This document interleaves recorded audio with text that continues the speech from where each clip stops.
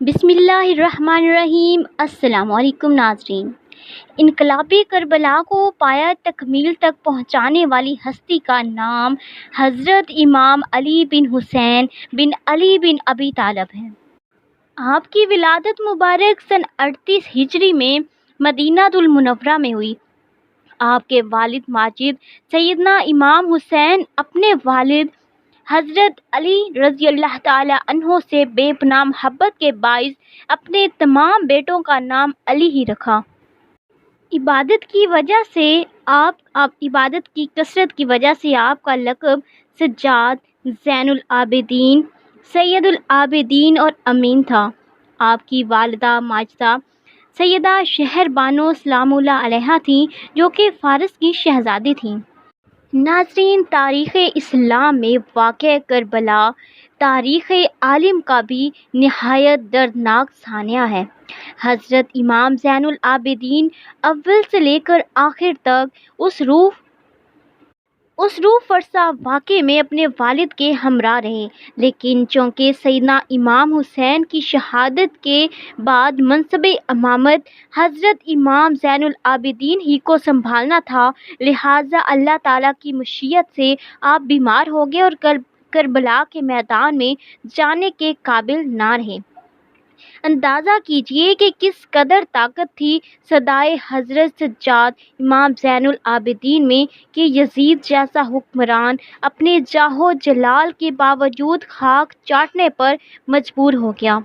جب حضرت امام زین العابدین خاندان رسالت کی باعصمت خواتین کے ہمراہ دربار یزید میں داخل کیے گئے تو آپ نے اپنے نانا جان کی طرح شیریں زبان میں نہایت ہی فصاحت اور بلاغت کے ساتھ خطبہ ارشاد فرمایا، اپنے خاندان کا تعارف کروایا اور نواسۂ رسول حضرت امام حسین کی عظمت بیان کی تو یزید کے درباری اور حضرت امام حسین کی شہادت سے ناآشنا افراد دھاڑے مار کر رونے لگے اور ان کی آوازیں بے ساختہ بلند ہونے لگیں۔ یہ حال دیکھ کر یزید گھبرا اٹھا کہ کہیں کوئی فتنہ نہ کھڑا ہو جائے، اس لیے اس کے اس رد عمل میں فوراً مؤذن کو اس نے حکم دیا کہ اذان شروع کر دو تاکہ امام زین العابدین کا خطبہ منقطع ہو جائے۔ ناظرین، واقعہ کربلا کے بعد حضرت امام زین العابدین 34 سال حیات رہے، لیکن آپ نے کربلا کی یاد کو ہمیشہ تازہ رکھا۔ آپ جب بھی پانی پیتے تو اپنے والد گرامی کو یاد کرتے اور بہت دیر تک آنسو بہاتے رہتے۔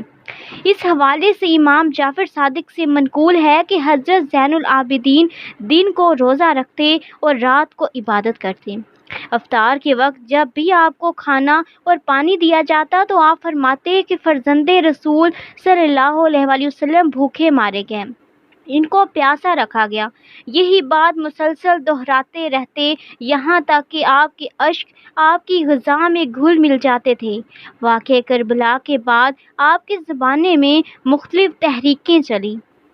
ناظرین، آپ ایسے مہمان نواز تھے کہ بیک وقت 100 گھروں کی خفیہ کفالت کر رہے تھے۔ یہ بات تب ظاہر ہوئی جب آپ نے اس دنیا سے پردہ فرمایا اور ان لوگوں کے گھروں میں راشن آنا بند ہو گیا۔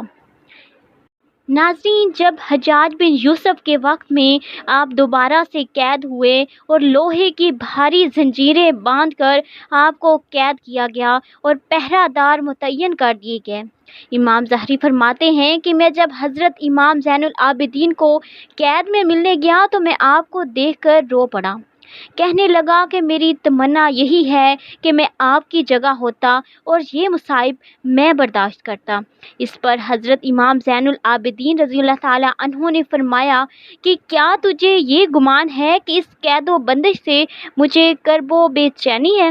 حقیقت یہ ہے کہ اگر میں چاہوں تو اس میں سے کچھ بھی نہ رہے، مگر اس میں اجر ہے، تذکر ہے اور عذاب الہی کی یاد ہے۔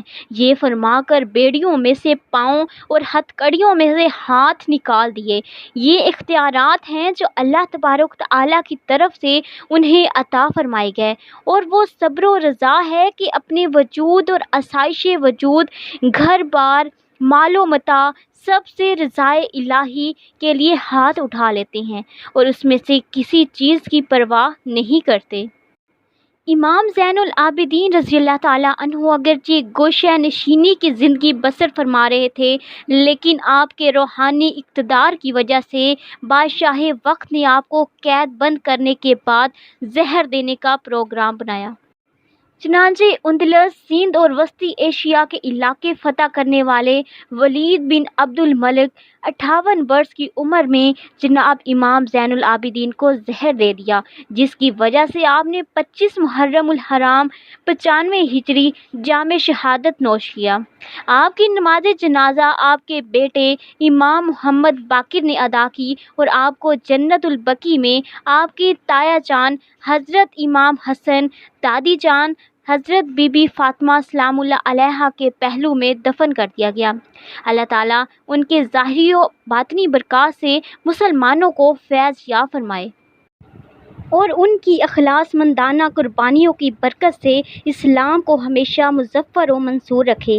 اللہ تعالیٰ ان کامل ہستیوں کے صدقے امت رسول صلی اللہ علیہ وآلہ وسلم پر رحم فرمائے اور ہماری اجتماعی اور انفرادی مشکلات آسان فرمائے۔